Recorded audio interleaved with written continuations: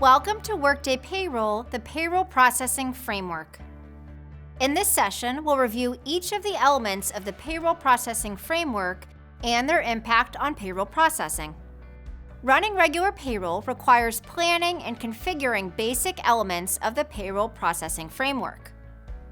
As a payroll processor, you may not be responsible for planning or configuration. However, it's helpful to understand how the elements of this framework function and how their setup impacts your payroll processing. There are three basic elements of the payroll processing framework: period schedules, run categories, and pay groups. These three elements tell Workday when to process payroll, what to process, and who to process. First, the period schedule determines when to process payroll. This includes the processing frequency, such as whether you pay workers on a weekly, bi-weekly, or monthly schedule.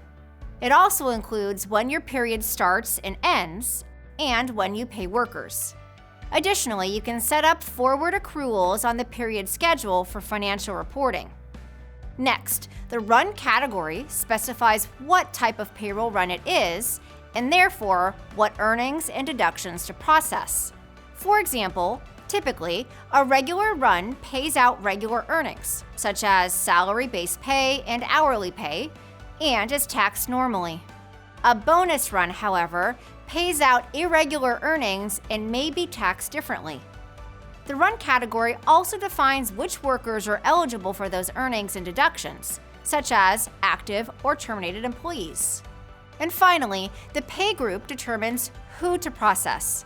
Workday uses pay groups to organize your workers into groups to pay them. Workers need to belong to a pay group in order to receive pay. However, workers need to share the same period schedule and be in the same country to be in a pay group together. Now, let's learn more about each of these three important elements. Let's start with a discussion of period schedules. Period schedules control the employee pay cadence and consist of start dates, end dates, and pay dates. You, or someone in your organization, generate consecutive periods according to this cadence. Workday Payroll can also share period schedules with Workday Absence and Workday Time Tracking if time and pay period dates match. The period schedule's usage field identifies which applications use the schedule. When you use a period schedule for Workday Payroll, a number of additional fields become available. Let's review some of the optional fields important to payroll. The regular pay day field determines the regular pay day to report on a worker's statutory compensation statement, which some states require. When the payment day varies, such as in semi-monthly and monthly pay frequencies, you can use the payment date auto-adjust field. This prevents the payment day from falling on a weekend. For example, enter -1 in the Saturday field and -2 in the Sunday field. This automatically changes payment dates that fall on a Saturday or Sunday to the previous Friday. Use the payment date offset days default field to change how many days after the period ends to pay workers.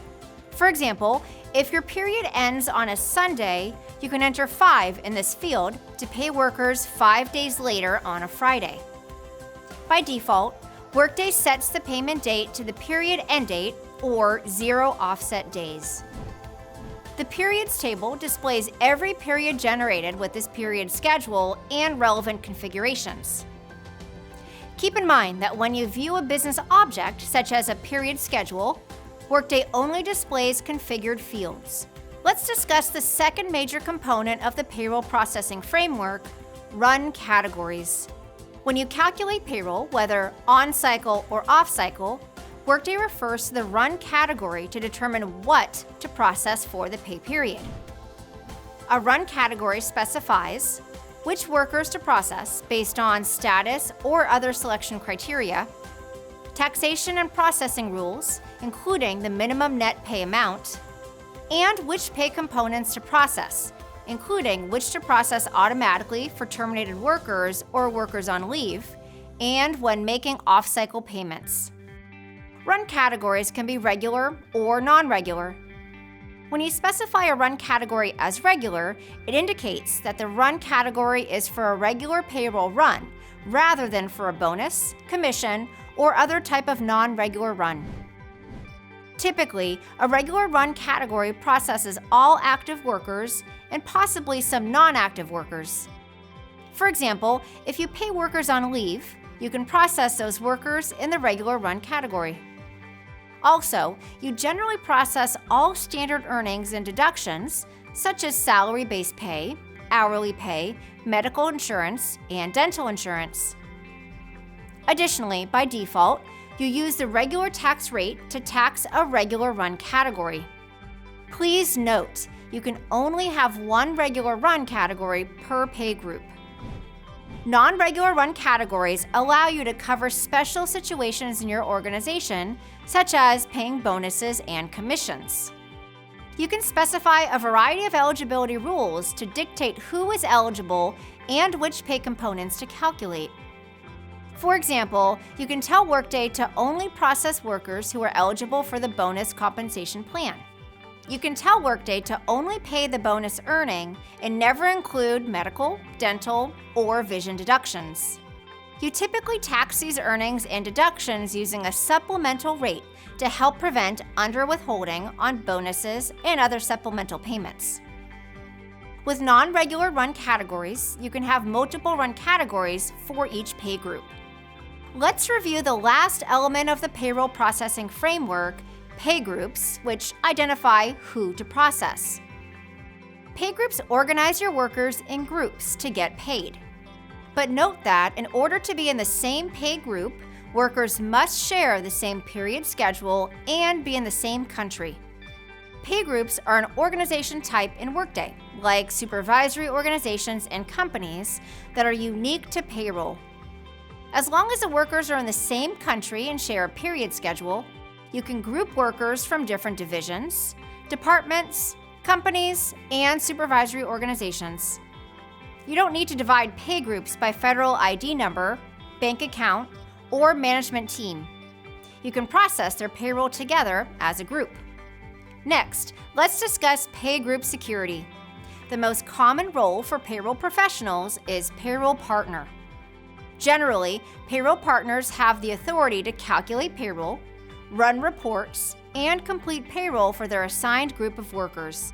Payroll partners only have authority over their assigned pay groups.